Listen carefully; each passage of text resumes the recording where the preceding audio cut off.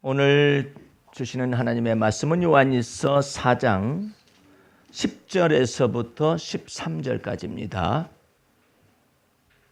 사랑은 여기 있으니 우리가 하나님을 사랑한 것이 아니요 오직 하나님이 우리를 사랑하사 우리 죄를 위하여 화목제로 그 아들을 보내셨음이니라. 사랑하는 자들아, 하나님이 이같이 우리를 사랑하셨은즉 우리도 서로 사랑하는 것이 마땅하도다. 어느 때나 하나님을 본 사람이 없으되 만일 우리가 서로 사랑하면 하나님이 우리 안에 거하시고 그의 사랑이 우리 안에 온전히 이루느니라. 그의 성령을 우리에게 주심으로 우리가 그 안에 거하고 그가 우리 안에 거하시는 줄을 아느니라. 아멘. 할렐루야. 오늘 말씀의 제목은 요한일서 4장 10절에서부터 13절 사이에 요한일서 강의 25번째 시간 사랑의 근원이라는 말씀의 제목을 가지고 은혜를 나누도록 하겠습니다. 제가 세미나가 끝나고 난 다음에 상담을 하는 시간들이 있어서 상담을 하다 보면 어떤 한 집사님이 찾아왔는데 얼굴도 아름답고 여러모로 빠진 것이 없고, 그런데 그 사람이 불교를 믿다가 예수 그리스도를 믿게 돼서 이제 하나님의 사랑을 알아가는 사람인데, 이 사람은 본래 성격적으로 기질적으로 굉장히 기쁨이 많은 그런 사람이었었대요. 그런데 고민이 생겼는데 무엇을 가지고 나왔느냐 하면, 왜 예수 믿고 난 다음에 이렇게 힘들고, 왜 예수 믿고 난 다음에 이처럼 기쁨이 사라지고, 예수 믿고 난 다음에 행복이 사라지는지 알 길이 없다. 처음부터 그랬습니까? 했더니 처음에는 안 그랬대요. 근데 예수 자꾸 믿어가면서 자기 속에서 무엇인가 무거운 짐이 느껴지고, 이게 예수 믿는 사람들을 이렇게 객관적으로 안에 들어와 가지고 쳐다보다 보니까 한결같은 것은 전부 다 그냥 기쁨이 별로 없어요. 행복하지도 않아요. 자기도 그런 현상이 발생했대요. 그래서 제가 몇 가지만 얘기했어요. 뭔가 하나님 앞에서 무엇인가 해보려고 노력을 많이 하시니까 그렇지 않을까요? 그랬더니 맞아요, 그거예요. 하나님이 이처럼 하나님의 아들 예수 그리스도를 통하여서 내게 이처럼 큰 은혜와 진리와 사랑을 베풀어 주시는, 내가 하나님을 위해서 무엇인가를 해야 하는데 하지 못하는 자기 자신 때문에 괴롭다. 그리고 또 하나님의 뜻대로 살아야 하는데 살지 못해서 또 괴롭다. 하나님의 말씀대로 살아야 하는데 하나님 말씀대로 살지 못하는 자기 자신이 혐오스럽고 때로 밉기도 하고 그렇다는 거죠. 그래서 그러면 죄도 있고 죄책감도 있으시겠네요. 그렇다는 거죠. 그러니 그처럼 죄책감과 죄의 죄책감의 멍에를 가지고 어떻게 기쁘겠어요? 목사님, 근데요, 나보다 먼저 믿은 사람들도 다 그렇게 살던데요. 우리 교회에서 기쁜 사람이 별로 없어요. 정신 나간 듯 보이는 좀 노브레인 것 같은 그런 어떤 집사나 좀 아무런 죄책감을 느끼지도 못하는 그런 좀 무딘 듯한 사람들, 그런 사람들 위에는 전부 다 그래요. 우리 목사님도 그래요.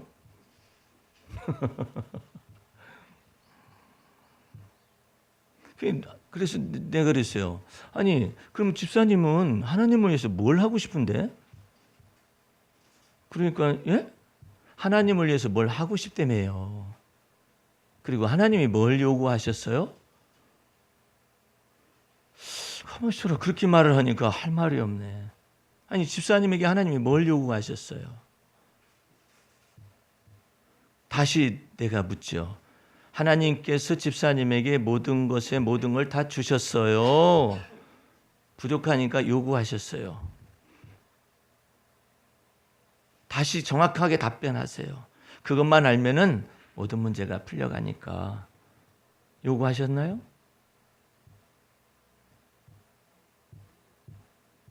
많이 요구했다는 거예요. 자기한테. 뭘 요구했는데? 헌금하라고? 얼마나 하셨는데? 무슨 헌금도 있고 무슨 헌금도 있고 무슨 헌금도 있고 무슨 헌금도 있고. 저희 교회 헌금 봉투 많아요. 종류가요. 그래서 그 헌금하지 않으면은 하나님께서 막 벼락을 때리시거나 저주를 하시거나 막 이러시는 거예요? 가만히 듣고 보니까는 그것도 아닌 것 같아. 누가 그렇게 요구를 한 거예요? 왜 요구하는 것에 대해서 집사님은 그렇게 크게 생각하는 거예요? 그러면 하나님과 집사님 사이에서만 얘기를 합시다. 하나님께서 집사님에게 요구하는 게 많아요? 아닙니다. 복음의 진리의 말씀을 비로소 다시 되돌아가서 하나님의 첫사랑이 무엇인가를 아는 거예요. 하나님이 집사님에게 요구하셔요? 뭘 요구하시는데? 목사님 그런데요, 제가 까놓고 얘기해도 돼요? 얘기하시라고. 항상 기뻐하라고 했잖아요, 하나님이. 그리고 범사에 감사하라고 했잖아요. 그리고 쉬지 말고 기도하라고 했잖아요. 그래서요, 이는 하나님께서 우리를 그리스도 예수 안에서 우리를 향하신 하나님의 뜻이라고 했잖아요. 얼마나 요구하는 게 많아요? 그래서 항상 기뻐하려고 노력을 한 거예요? 또 말이 또 틀리네. 항상 기뻐하라는 거예요? 항상 기뻐하려고 노력을 하라는 거예요? 할 말이 없네. 왜 이렇게 목사님하고 얘기하면 말이 이게 다르지? 에? 범사에 감사하라는 얘기예요? 아니면 감사하기 위해서 여러 가지 노력을 하라는 얘기예요? 아니, 쉬지 말고 기도하라 해가지고 하나님께서 집사님에게 쉬지 않고 기도한다고 해가지고 너 쉬지 않고 기도해서 그런 날벼락이 너희 집안에 임하거나 아니면 안 되는 일이 발생하는 이런 식으로 말씀하셨어요? 아니면 저절로 되는 거예요? 그리스도 예수를 우리에게 주신 그 하나님이 우리에게 뭘 요구할 게 있어요? 아니, 집사님이 좀 기뻐한다 해가지고 하나님이 네가 이제 철들었구나 이럴 것 같아요? 그게 아니지. 그냥 절로 되는 거 아니에요? 저절로? 뭘 모르기 때문에 그러냐면 하나님의 은혜, 하나님의 사랑의 깊이와 높이와 넓이가 길이가 무엇인지를 모르니까 하나님이 자기에게 요구한다라고 생각한 거예요. 뭘 그렇게 요구를 많이 해? 내가 까놓고 집사님 까놨으니까 나도 패를 보여주지. 나도 깎아? 예, 얘기해 주세요. 하나님이 요구하지 않는데 교회가 요구를 많이 했겠지. 그래야 안 그래요? 그랬더니 그러면 안 되는데, 그런 말 하면 안 되는데. 뭐야 이분은. 목사님이 요구를 많이 하셨나요? 문제가 있네. 교회가 요구를 그렇게 많이 했어요? 문제가 있네. 교회가 뭔데? 주님이 피로 값주어서 사신 주님의 몸이 된 교회니까. 이 교회에서는 뭐가 외쳐지냐면 주 예수 그리스도 하나님의 아들의 큰 기쁨의 좋은 복음 소식이 외쳐져야만 하죠. 그걸 듣고 누가 무게를 느끼고 무거운 짐과 얽매이기 쉬운 이와 같은 죄를 가지고 있겠어요. 차라리 그냥 이단들이 더 나아. 이단들이. 어떤 이단은 뭐라고 말을 하면 안 되겠죠. 그냥 구원받으면 죄가 없어졌다는 거야. 아예 그냥 다. 그러니까 뭐 죄를 지어도 죄도 아니고 그렇다는 거죠. 그러니까 그 사람들은 일단은 뭐냐면 죄를 지어도 죄는 아니다라는 건 뭐 내버려두고 일단 죄가 없어졌다 하니까 그냥 막 지식인이 됐건 아니면 유명한 사람들이 됐건 전부 다 거기에 탁 빠져서 그냥 일단은 죄책감의 멍에에서는 벗어나 있잖아요. 그러니까 이게 지금 일반 기성교회의 성도들은 수도사처럼 다 살아요.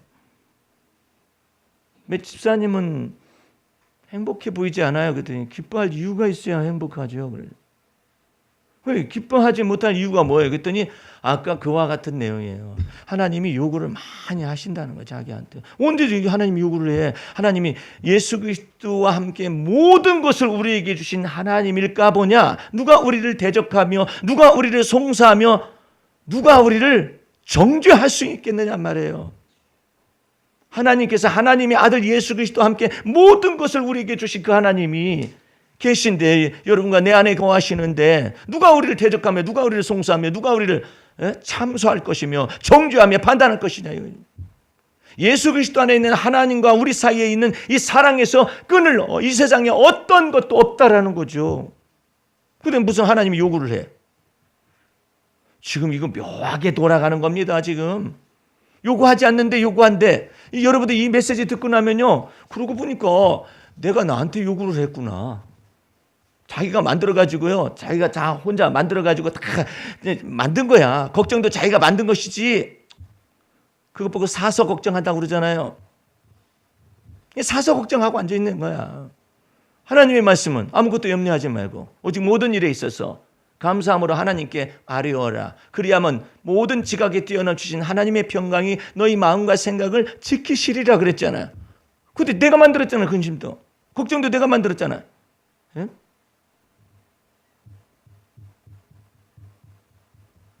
예수 그리스도와 함께 하나님께서 우리에게 모든 것을 주셨는데 그분을 십자가에 하나님의 아들이 사람의 아들로 몸을 입고 오셨잖아요. 몸을 입고 오신 까닭이 뭐예요? 하나님 앞에서 세상의 모든 죄악을 전체를 짊어지시고 하나님과 죄 때문에 원수가 된 인간을 위하여 하나님의 아들 예수 그리스도를 사람의 아들로 오게 하셔서 화목 제물과 속죄 제물로 드려지게 하셔서 하나님의 진노를 푸른 거예요. 그래서 하나님께서 친히 뭐라고 말씀하시냐면 하나님은 사랑이라 말씀하셨어요. 아니, 이 세상의 신 가운데서 나는 사랑이니라 말하는 신이 어디 있어요? 없어요. 아니, 목사님 그 대자 대비 어쩌고 저쩌고 하는 그런 것도 있던데 그 사람이 뭐라고 말했는데 천상과 천하에는 오직 유아 독존일 뿐이라고 그랬어요. 그 왜 그런 말을 한 줄 아세요? 그것은 그 사람이 인도의 힌두교 출신이에요. 힌두교에는 너무나도 많은 범신론이 있어요. 그냥 모든 것들 다 신들이야. 그러니까 지겨울 정도야. 뭔 소리냐 이게 지금. 그래서 천상과 천하에는, 그러니까 이 석가모니에서 모든 세상의 모든 신들을 다 쓸어버린 거예요. 천상과 천하에는 유아 독존일 뿐이다. 이 내용을 얘기했어요. 그러면서 죄와 죄업에 관해서 얘기하잖아요. 업보에 관해서 얘기하잖아요. 그것까지는 다 얘기했어요. 그런데 그 죄를 어떻게 풀어? 아니, 그 죄업을 어떻게 풀어요? 업보까지 겹치면 그것을 어떻게 풀어요? 하나님께서 석가모니에게는 이 세상의 모든 신이라는 신이 아무것도 아니라는 것을 하나님께서 석가모니의 입을 통하여서 지금 말하고 있는 거예요. 예? 근데 이 세상 신은 아무것도 아닌데 오직 유아독존이라고 했잖아요. 그 유아독존이지 근데 너는 뭐냐 이 말이야. 그건 해답을 줄 수가 없었어요. 석가모니에게는 그것만 얘기를 했을 뿐이에요. 이 세상의 신이라는 신들이 있지만 사도 바울도 아무것도 아니라고. 오직 만유의 주제가 되시고 천지 만물을 창조하신 하나님 한 분만이 하나님이시다라고 말하잖아요. 그러니까 석가모니는 한계성에 있는 지혜와 지식을 하나님이 주신 거예요. 거기까지만 그래. 그러나 죄를 풀 수가 없잖아요. 죄업을 풀 수가 없잖아요. 업보를 풀 수가 없잖아요. 인과응보를 풀 수가 없잖아요. 근데 하나님께서 하나님의 아들 예수 그리스도를 이 땅에 보내시되 사람의 아들로 오게 하셨어요. 왜? 하나님 앞에 속죄제물과 하나님 앞에 화목제물로 드려져서 하나님 앞에서 인간이 범죄한 인간을 사하시고 용서하시기 위한 하나님의 은혜를 하나님의 아들 예수 그리스도를 통해서 보여주시고 나타내셨잖아요. 그래서 하나님은 사랑이시라 말을 해요. 인간의 사랑은 허무 맹랑할 때도 있어요. 그런데 하나님은 정확하게 하나님은 사랑이시라. 하나님이 어떻게 우리에게 사랑을 보여주셨는가. 하나님의 아들 예수 그리스도를 이 세상에 구주로 보내어 주시어서 하나님이 친히 하나님의 사랑을 나타내셨다. 그래서 예수 믿는 자의 죄를 사함을 얻게 하시고 예수 믿는 자를 친히 하나님께서 의롭다 칭하신 거예요. 그래서 하나님의 자녀가 되는 권세를 받은 것이고 그와 같은 놀라운 권세를 받은 자들에게 영원토록 하나님의 진리의 성령을 두시어서 모두는 하나님의 성령이 내 안에 거하시느냐 말이에요. 하나님의 은혜와 진리 속에 있는 그 그리스도 예수 안에 있는 하나님의 은혜가 무엇인지 그 진리가 무엇인지를 계속해서 성령께서 마음속에서 증거하셔요. 우리가 죄를 범했습니까? 우리가 만일 죄를 자백하고 고백하면 하나님은 미쁘셔서 하나님의 아들 예수 그리스도의 피로써 우리 모든 죄를 사하시고 우리 모든 불의에서 깨끗하게 하실 것이요. 하나님의 사랑이 계속해서 우리 속에서 계속해서 나타나지잖아요. 그러니까 이 세상 어떤 신이 나는 마음이 온유하고 겸손하다 말한 신이 어디 있어요? 없어요. 근데 예수님은 나는 마음이 온유하고 겸손하니 너희는 내게로 와서 배워라. 내가 너희에게 쉼을 주리라.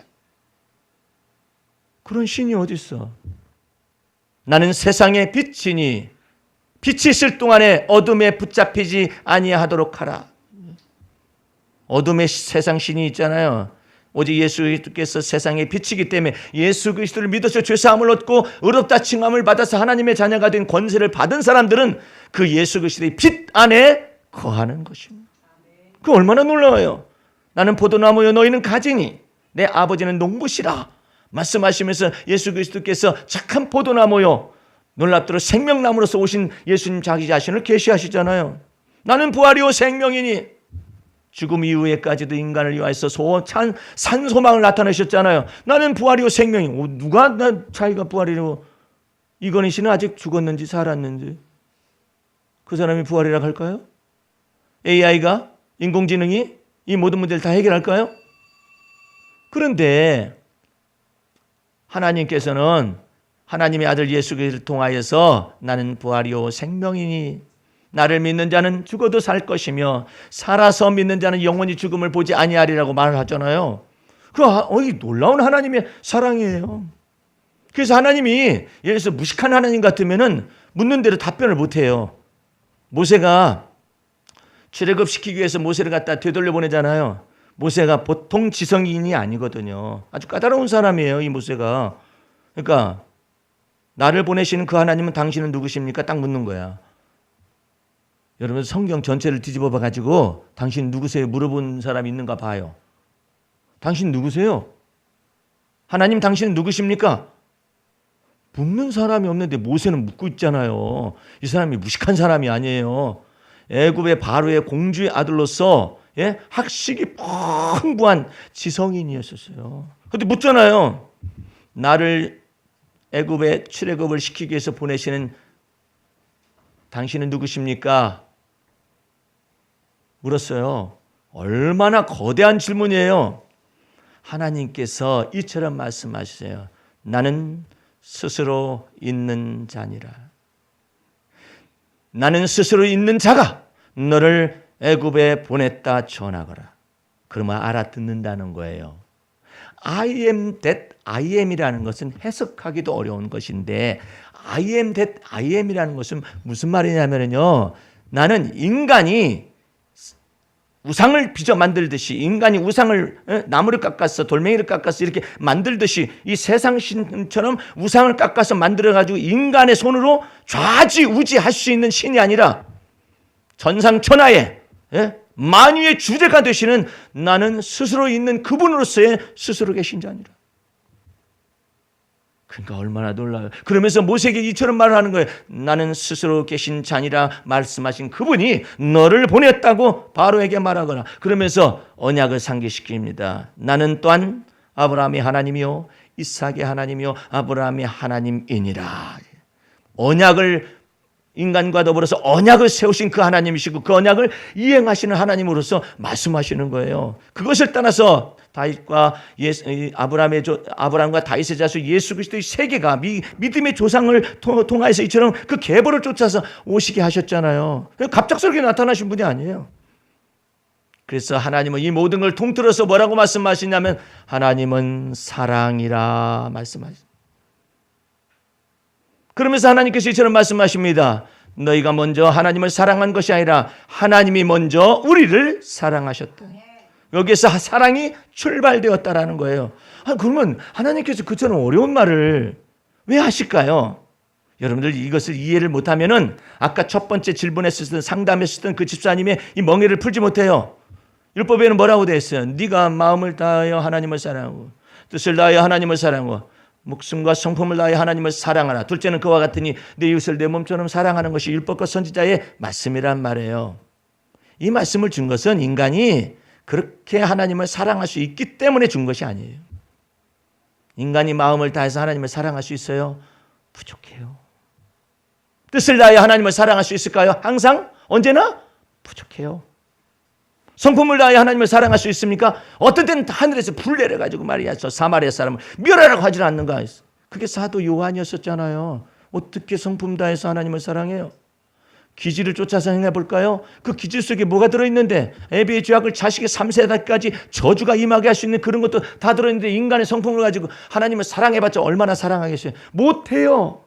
못하는데 어떻게 그 둘째는 그와 같으니 내 이웃을 내 몸처럼 그와 같이 사랑하라는 것이 가능하겠느냐 말이에요. 못해요. 인간은 목숨을 다하여 하나님을 사랑하라, 그거 못해요.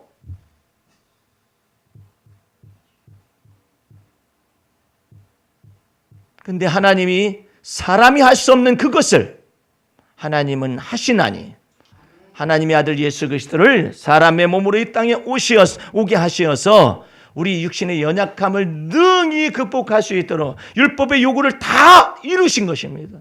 어떤 율법의 요구가 뭐예요? 너 마음을 다하여 하나님을 사랑하고, 뜻을 다하여 하나님, 성품을 다하여 하나님을 사랑해야 하고, 목숨을 다하여 하나님을 사랑하라, 그래야만 영생 주신다는 말이 아니에요. 생명을 주시겠다는 말 아니었었어요. 근데 인간이 못하잖아요.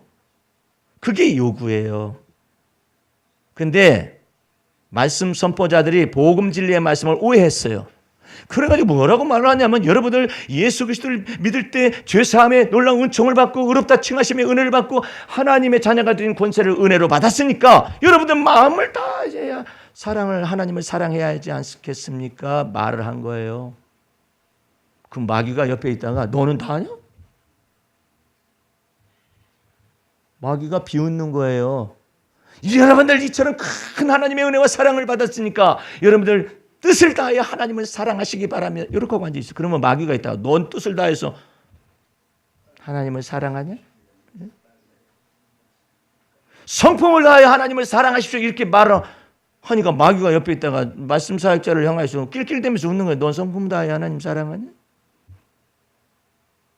너 목숨을 다하여 하나님을 사랑하시기 바랍니다, 성도 여러분. 그럼 또 아멘들을 해요. 또 믿으시기 바랍니다 하니까 아멘을 하지. 응? 아멘을 해요. 아멘을 해. 그게 무슨 얼마나 엄청난 일인데 어떻게 마음을 다해? 그러니까 또 이런 말을 해요. 그런 말들은 좀 어려우니까 여러분들 하나님의 말씀대로 사시기 바랍니다. 마귀가 있다가 이 말씀 사역자한테 너는 말씀대로 살아? 너 율법대로 살 수 있어? 항상 변함없이 율법 전체를 지켜 행할 수 있어? 못하는데, 못하는 말씀을 왜 전해? 복음의 큰 기쁨의 소식을 전하면 예수 그리스도께서 우리 안에 사셔서, 예? 우리로 하여금 율법의 요구를 갖다 또 들이대고 이러는 것이 아니라, 예수 내가 사는 것이 아니라 그리스도가 내 안에 사시며 이제는 내가 육체 가운데 사는 까닭은 나를 사랑하사 나를 위하여 십자가에 죽으신 하나님의 아들을 믿는 믿음으로 살아라겠지. 할렐루야. 믿음으로 살아가면 아멘이야. 그냥 믿음으로 살아라는데, 응? 주님께서 믿음으로 살아.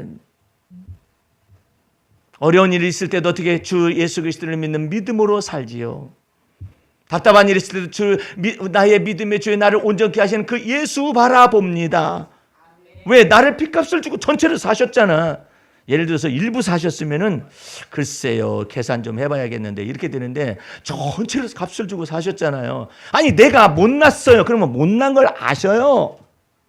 주님이 못난 거 알고 택하셨지. 못난 것 빼고 잘난 것들만 전부 다 이리 와라, 다 모여라. 이런 건 없어요.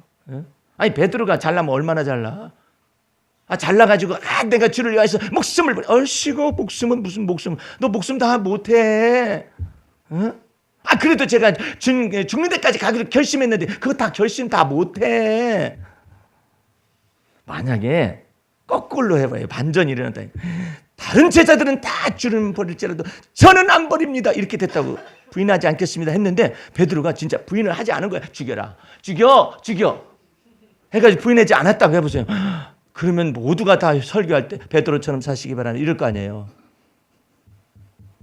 근데 그 베드로가 내가 죽는 데까지 가겠습니다라고 말했었던 사도 베드로가 주님을 3번씩이나 부인하고 저주하며 그 이름을 맹세하면서 부인했어요.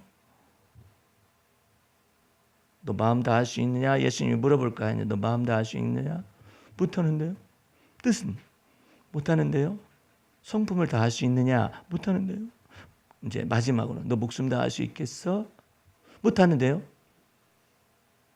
이렇게 물었다면은 예수님도 아주 치졸하신 분이야. 에? 아니 그렇다고 그걸 갖다가 물어? 물어가지고 말이야. 야 베드로 너 이리 와봐. 제자들 앞에 다 너 무릎 꿇은 김에 답변 좀 해봐. 이놈 답변. 너 마음 다 한다겠지? 예. 할 수 있었어? 없었는데요. 그다음에 너 이거 뭐 성품 다 한다겠지? 할 수 있었어? 없는데요. 너 목숨 다 한다겠지? 할 수 있었어? 없는데요. 이렇게 하면은 예수님도 참 이상하신 분이시다. 근데 부활하신 예수님이 베드로를 만나고 난 다음에 시몬 베드로가 마음속에 부담이 되잖아요. 예수님을 부인하고 저주하고 맹세한 그 이름을 맹세했기 때문에. 근데 다른 거 보지. 너 마음 다했니 어쩌니 이런 율법의 요구를 하나도 들이대질 않는 거예요. 베드로한테 한 가지 물어요. 너 날 사랑하니? 사랑한다고 말하면은 사랑을 안 했잖아. 그러니까 베드로가 이제 비로소 철이 드는 거예요. 내가 주님 사랑하는 것을 주님이 아시나이다. 예수님이 사랑을 가르치는 방법이에요. 근데 거기다 대고 넙죠. 제가 사랑합니다. 이렇게 해보세요. 이놈 봐라. 제가 사랑할 수 있다라고 말해놓고 다 부인했으면서 이렇게 자기를 알지 못하는 소리를 이렇게 하고 있어. 근데 너 날 사랑하느냐 물으니까는 내가 주님을 사랑하는 것을 주님이 아시지요. 근데 예수님이 또 물어요. 예수님의 마음에 지금 합당한 말이 안 나온 거야 지금. 너 날 사랑하느냐? 제가 예수님 사랑을 아시지요? 여기까지 됐어. 세 번째 또 보는 네가 이 모든 제자들보다 나를 더 사랑하느냐? 베드로가 고민이 되는 거예요. 도대체가 아무리 짜내도 말 나올 수 있는 말이 없어요. 다 나왔어. 근데 다 나왔을 때 주님의 성령께서 베드로의 마음속에 예수님의 마음에 딱 합한 얘기를 했어요. 내 주여 모든 것을 아시오매. 요거 말하기를 원했어요. 주님께서. 뭐 네가 나를 목숨을 버리고 어쩌고 저쩌고 주여 내 모든 것을 아시오매. 내가 주님을 사랑하는 것을 이제 주님이 아시나이다. 그러니까 내 양을 먹여라 그랬어요. 사랑을 가르치시는 예수님, 사랑으로 오셔서 사랑을 가르치는 그 예수님 뭘 요구를 했다는 거예요? 그 모든 사랑을 배워나갔기 때문에 사도 바울과 같이 전혀 베드로하고 어울려질 수가 없는, 이게 물과 기름이야. 이 두 사람은 안 돼요. 이 사람은 어울려질 수가 없어요. 그런데 주님께서 15일간을 사도 바울하고 이 베드로가 단둘이만 있게 했어. 15일간을. 15일간 있으면서 이런 얘기 저런 얘기 다 했을 거 아니야. 베드로가 만약에 허풍선이 남아있거나 거품이 인격이 남아있으면은 한번 얘기 좀 해보십시오. 나는 부활하신 예수님만 만났기 때문에 베드로 선생님한테 다 들어야만 합니다. 아마 그래서 15일간을 당신과 내가 이처럼 같이 있게 하셨는가 봅니다. 그러면 베드로가 인격에 거품이 있으면은요, 글쎄요, 어디서부터 얘기를 시작해야 할까? 혹시 들어보셨습니까? 내가 무리를 걸었다는 소식을? 이랬을 거야. 이 사람 충분한 사람이. 이게 인격에 거품이 있어가지고 자기가 무리를 걸었었던. 근데 예수 이름으로 명했더니 막 번개처럼 귀신들이 떨어져 내려오는데 놀랐습니다.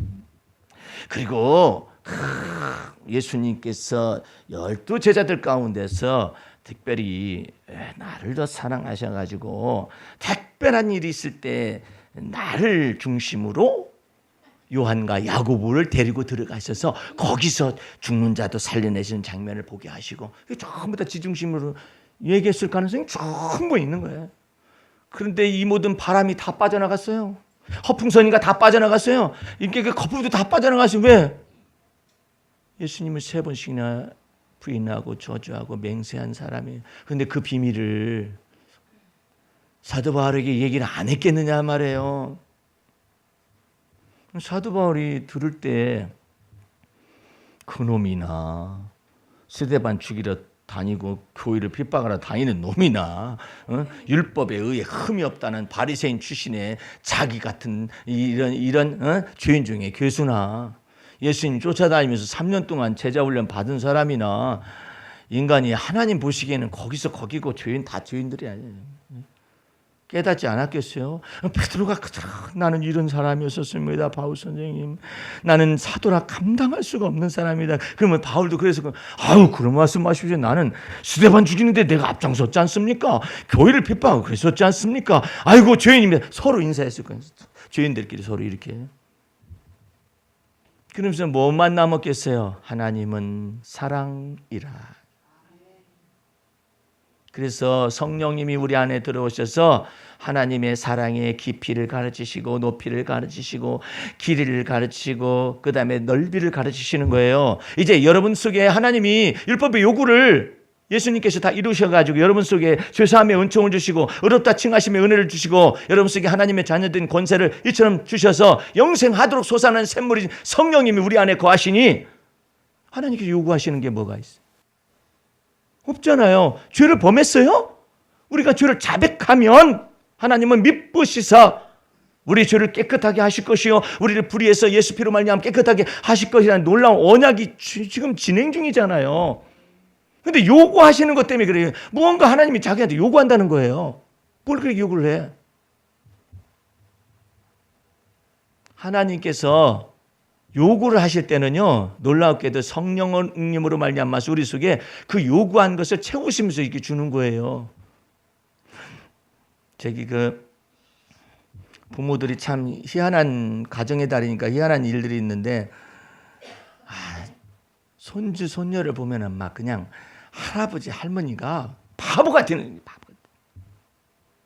왜 바보가 되는가 했더니 자식들을 키울 때는 막 전쟁 같은 사랑을 하면서 삶을 살잖아요. 막 자기 자신의 입지를 다져가면서 아이들을 키우고 양육하려다 보니까 정말 이 사랑이 흘러갈 만한 그런 여유도 없고 막 이런 것인데 이제 어느 정도 안정이 돼가지고 이제는 손주가 돌아다니잖아요. 손녀가 돌아다니잖아요. 그러면 내가 받지 못한 사랑, 내게 없었던 주지 못했던 사랑 다 주마 해가지고 막 다 사랑을 갖다가 베풀어 주잖아요. 예?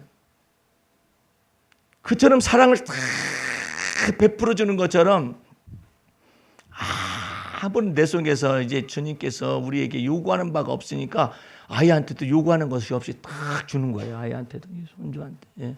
요구하는 바가 없어요. 자식은 어떻게 해? 너 네 부모를 공경하라. 너 누구 새끼야? 엄마 새끼. 아빠한테는 아빠 새끼. 예, 너 아빠 엄마를 위해서 죽을 수 있어? 왜 그렇게 어려운 말을 물어? 네 그래. 그렇게 죽을 수 있는 녀석이 초등학교 가니까는 여자친구가 생겼어요. 여자친구가 생기는데 어느 날 보니까 아빠 엄마의 가짜 보석함을 뒤지는 거야. 너 뭐 하냐? 그랬더니 뭐 하는 거야? 왜 엄마 그걸 왜 뒤져? 그랬더니 여자친구 갖다 주려고. 엄마 위해서 죽는다며 이놈 새끼야. 부모와 자식 간에 그런 거 형성할 수가 있는데 요구가 있을 수가 있는데 손주 손녀가 돌아다니면은 그냥 저희 형님도 보니까 막 바보가 됐어요. 그래가지고 진주에 경남 진주로 발령이 나가지고 거기 가서 있는데 세상에 그 진주라 천리길 아니에요? 그 천리길을 어느 때는 매주 내려갔대. 서울에서부터. 그렇게 몸이 그냥 고단하고 막 그럼에도 불구하고 월요일 날 출발해가지고 새벽까지 출발해가지고 그냥 갔다 올라오는 거예요. 천리길을. 그러면 이 천리가 될 거 아니에요. 왔다 갔다 하면은 그 길을 운전하고 갔다 오는 거예요. 세상에. 그래가지고 나한테 막 보낸 거예요. 그냥 손자가 이렇게 뭐 한 거 뭐 어떻게 걷다가 넘어졌다는 둥 뭐 어쨌다는 그런 것도 막 넘어지는 것도 이쁜 것이고 걷는 것도 이쁜 것이고 말하는 것도 이쁜 것이고 애가 말을 처음에는 잘 못했어요. 이만하지 도대체 무슨 소리냐. 그러는데 뭔가 얘기하는데 다 알아듣는다는 거야. 저 형님이 다 해석을 해주는 거예요. 걔가 말한 것이 정확한 해석인지 말한 것인지 아니면 형님이 해석하는 것이 맞는 것인지 알 길은 없어요. 얘가 이렇게 하는 것은 전부 방언 통역을 하듯이 다 해주는 거예요. 내가 이것이 우리 형님만 그런 줄 알았어요. 테니스장에 가니까 목사님들이 전부 다 이제 나이가 들다 보니까 이제 손주 손녀가 생겼어요. 전부 다 와가지고 사진 내가 보여달라고도 안 했거든. 얼마나 목사님 평가 좀 해줘. 얼마나 이뻐. 아이고 이뻐요. 그러다가 규칙을 세웠어요. 앞으로 손주 손녀 자랑하려면은 돈 내놓고 자랑한다. 그래도 좋은 거야. 밥 사면서까지 막 자랑하는 거예요. 주고받을 것이 아무것도 없어요. 다 주고 싶어요. 요구하지 않고 다 주고 싶어요. 예? 하나님의 사랑은 그것에 불과하겠어요? 다 예수 그리스도와 함께 모든 것을 주신 그 하나님이, 예? 뭘 그렇게 요구한다고 그러는 거야. 어떤 분은 목사님 이렇게 교회 참석해 보세요. 요구하잖아요. 목사님 요구하는데 난 요구했는데 무슨 요구를 해? 목사님 헌금 설교 안 해? 너 왔는데? 우리는 헌금 저것도 그냥 이렇게 그냥 저기다 개에다 넣어요. 그냥 알아서 넣으라고. 그래가지고 목사님 교회가 유지되겠어요? 되건 말건 하나님이 하실 일이지. 예? 할렐루야. 그렇지 않아요? 그거 주님께서 하실 일이지. 예. 아니 주님께서 여기서 일하시 여기서 좀 부족하면 다른 데 채우실 것이고 알아서 하실 것이지. 예? 그와 같은 저것도 없어. 믿지 않는 사람은 배짱이라고 그러죠. 우리는 그와 같은 믿음이에요. 믿음. 지금까지 여태까지 책임지셨어. 뭐 그래. 예. 예를 들어서 내가 성도들이 얼마 되지 않지만 여러분들 거 쪽쪽쪽쪽 빼가지고 먹을 생각을 해보세요. 그럼 여러분들에게 얼마나 많은 요구를 주의 이름으로 하겠어. 예를 들어서 내 요구를 하면은요, 그냥 나는 한진 그 그룹에 해당이 될 거예요. 근데 그게 아니라 주의 이름으로 요구하니까 얼마나 성스러운 뜻이 보여. 예? 주의 이름으로. 어떤 목사님이 자기 교회에서 권사님이 목사님 생신 때 뭐 해드리고 싶어요 그랬더니 2장 가져와 그랬다는 거예요. 그 2장이 무슨 뜻이야? 나도 모르겠어요. 말하기도. 아니 그렇게 된다면 모르겠는데 그것도 그 말하는 것도 참 신기하잖아요. 어떻게 그런 거래가 성사가 되고 있어요? 예, 참 신기하다 싶은데 엄밀히 말해서 하나님은 여러분에게 요구하지 않아요. 뭐 하라 하느냐? 이제 하나님의 큰 은혜와 사랑을 받았으니까 기뻐하라. 어떻게 된 줄 아세요? 여호와를 기뻐하는 것이 너의 힘이니라. 어떤 때 네가 낙심될 때 여호와를 기뻐하는 것이 너의 힘이니라. 기뻐하라는 것이 요구가 아니라 이때 하나님을 기뻐하면 예수 그리스도와 함께 모든 것을 주신 그 하나님이 너의 힘이 되어 주겠다. 아브라함에게 나타나가지고 뭘 요구를 하나요? 요구하지 않아요. 너는 복의 근원이 될지니라 축복하시지. 축복하시고 난 다음에 아브라함에게 뭐 해요? 너는 아브라함아 나는 너의 지극히 큰 상급이며 너의 방패이니라. 그러지. 방패 가져와 이놈아. 이러지 않잖아. 예? 근데 이게 이상하게 돌아간다. 메시지들이. 그런데요. 나는 지금까지 살아가면서 유감스러운 건 뭐냐면 성도님들이 그렇게 요구하는 메시지를 주의 이름으로 전하잖아요. 너무 좋아해. 교회가 부흥이 돼버려 그냥. 그러다가 교회가 이제 어느 정도로 문제가 발생하잖아요. 내 거 헌금한 거 내놓으라고 그래. 찾아가 버려. 예. 목사가 돼가지고 막 그렇다고 막 그래요. 예. 그러니까 주님 앞에서 여러분과 나는 하나님께서 여러분에게 요구하신 바가 요구는 율법의 요구라는 말이 있어요. 율법 안에서는 요구가 있어요. 근데 예수님은 율법의 마침이 되어주신 분이시기 때문에 요구하는 것이 아니라 하나님은 사랑이라라고 말을 해. 그러면 부담이 없지. 죄가 발생했어요? 죄 씻음을 받을 수 있는 놀라운 예수 피가 강처럼 우리 마음속에 흐르는데 뭘 걱정을 해. 진짜 자백하면 될 거 아니야. 고백하면 될 거 아니에요. 예? 그러니까 복음 진리의 말씀을 잘 모르기 때문에 이게 무게를 암덩어리들 막 가지고 다니는 거예요. 그러니까 기쁠 리가 없어요. 주일날 교회 오기가 싫어. 또 뭘 요구하시려나? 또 부담스러운 메시지를 또 전하는 거 아닌가? 교회 오기가 싫어. 부담되는 거예요. 왜 그래요? 부담스러운 율법적인 메시지가 계속해서 선포되되 주의 이름으로 선포가 되고 있는 거예요. 그러니까 부담스럽죠. 근데 여호와 하나님은 여러분의 하나님을 기쁘시게 여호와 하나님을 기뻐하면은 그것이 여러분의 힘이 되어 주시겠다고. 여러분의 방패가 되어 주시겠다고. 그 얼마나 놀라운 거예요. 우리 교인들은 많지는 않지만 아멘을 잘해요. 연습시켜서 아멘하는 게 아니라 아멘할 말들만 전하기 때문에 그래요. 여호와 하나님은 여러분의 지극히 큰 상급이십니다. 다 하나님이 여러분의 어떤 상황 속도 하나님은 여러분의 방패가 되어 주신답니다.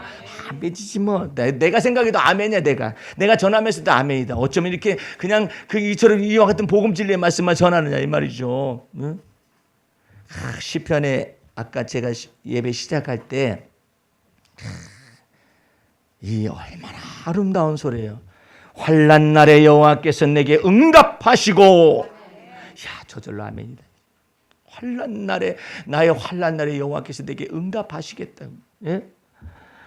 야곱의 하나님의 이름이 너를 높이 드실 것이며, 얼마나 좋아.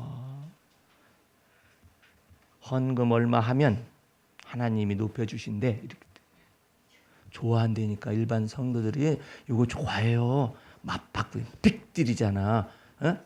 핵폐기하면 보상해 주겠다는 건 이것이 사람과의 언약이잖아요. 근데 하나님을 그 정도의 이 인격으로 생각하도록 만드는 것 때문에 하나님이 나중에 진노하시는 거예요.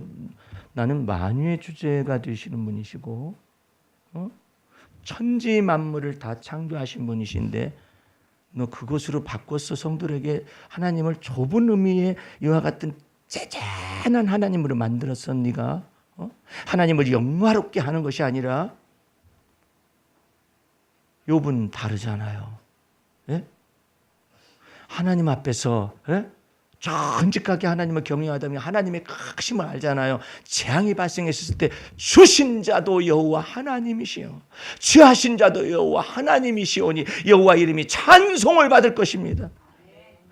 몸에 재앙이 들어왔어요. 몸에 막 이 질병이 들어왔어요. 감당할 수 없는 것이 있어요. 나타났을 때 그 부인이 차라리 하나님을 욕하고 죽어버리라.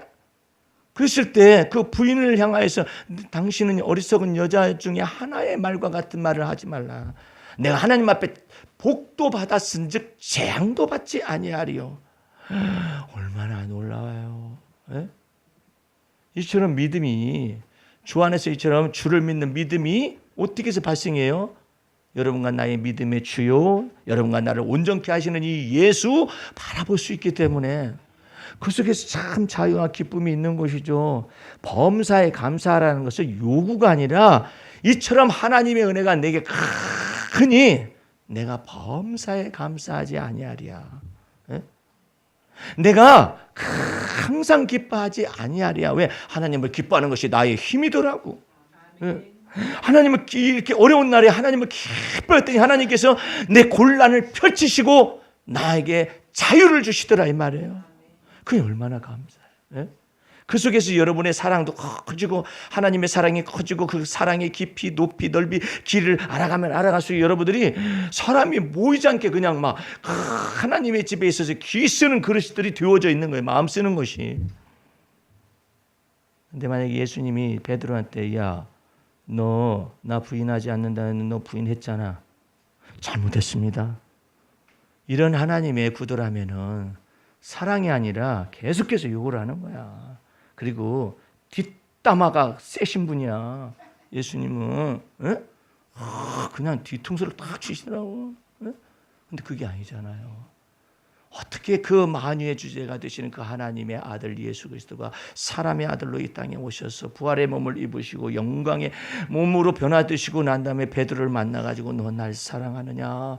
그 사랑한다는 그것을 가르치는 거야. 어떻게 말해야 하느냐. 하나님 앞에서는 어떻게 내가 말을 해야 하는 거야. 모든 것을 하나님이 주님이 아시오매 내가 주님 사랑하는 것조차도 주님이 아시나이다. 자신 있다는 거지. 예? 제가 결혼식 주례사가 있었을 때 첫 번째 한마디가 그 말이었었어요. 신랑 신부는 서로에게 천사같이 살기를 요구하지 말아라. 우리는 사람이다. 예? 사람인데 그 속에서 부인에게 천사처럼 되어지기를 바라고 남편에게 천사처럼 되어지기를 바라면은 그 얼마나 큰 부담이야. 천사는 방구를 끼는지 안 끼는지 모르겠네. 예? 도대체가 예? 뭐 이게 부담을 가지고 살아? 예? 그래서 여러분과 내가 하나님의 아들이 사람의 아들로 오셨다라는 것이 복음이. 예?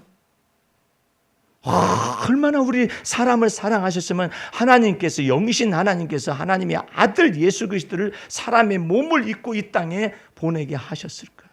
그게 사랑이에요. 그래서 그 사랑 가운데서 여러분과 내가 존재하고 있는 것입니다. 그러면 주님께서 요구하시는 것이 없어요. 그 믿음의 주님이시여 여러분과 나를 온전케 하시기에 오신 예수 그리스도를 시시때때로 바라보실 때 주님께서 여러분을 온전하게 하실 줄로 믿습니다. 여러분 이제 마지막으로 여기 기도실을 잠깐 보시기 바랍니다.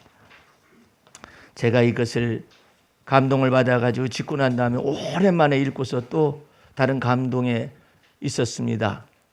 주여 5월의 푸르름은 당신만이 빚어낼 수 있는 계절의 여왕입니다. 당신은 계절의 바뀜 속에서 세월을 아끼라 하시며 녹색의 향연 속에서 못다한 청춘 예찬의 노래를 부르라 하십니다. 지친 삶을 다독이고 나이 들미 후회되지 않도록 너 고난 인생이여 항상 청춘이 되거라 하시며 찌든 가슴의 마음 눈을 밝히고 빛이 청청하게 하시어 열매 맺게 하시며 진액이 마르지 않게 하시어 늙어도 결실하게 하시니 지친 영혼을 휴식하게 하지요. 주여 당신이 나와 함께 하시고 내가 당신과 동행하며 내가 당신 안에 있고 당신이 내 안에 계시니 주의 날개 그늘 아래에 나를 덮으사 때를 따라 돕는 은혜를 베푸시어 거친 세월을 지나게 하십니다. 나를 주의 생명 안에 감추어 있게 하시어 주의 말씀을 듣지 못하는 궁핍의 날과 기근의 시대에도 주의 안전지대에 두시나이다. 여러분의 은혜가 하나님의 이 크신 은혜가 여러분의 평생에 임하시길 주의 이름으로 축원합니다. 다 같이 기도하겠습니다. 우리 하나님 아버지 감사 찬미를 올립니다. 이처럼 귀한 날 주님께서 기쁘신 날을 우리에게 허락하시고 이처럼 주의 날에 주의 말씀과 복음 진리의 말씀을 듣게 하시니 감사합니다. 날마다 하나님의 은혜를 헤아리며 그 하나님의 은혜 속에서 강하게 하시고 자라게 하시며 주의 놀라우신 사랑 가운데 성장해 나갈 수 있도록 돌보아 주옵소서. 예수님 이름으로 기도하였습니다. 아멘.